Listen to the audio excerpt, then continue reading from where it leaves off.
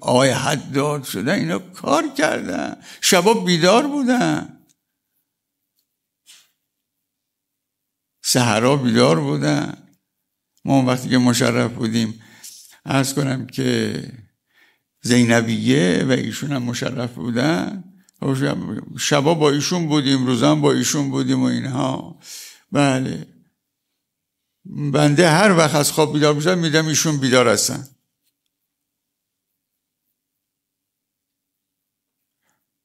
شبا 3-4 بار ایشون بیدار بودن و وضو میگرفتن میامدم مشغول ذکر بودن، میدم مشغول ذکر هست.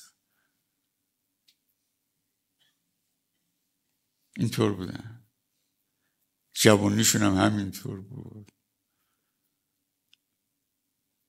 بیداری شب داشتن، کار میکنن، اجتهاد داشتن. اجتهاد یعنی کوشش.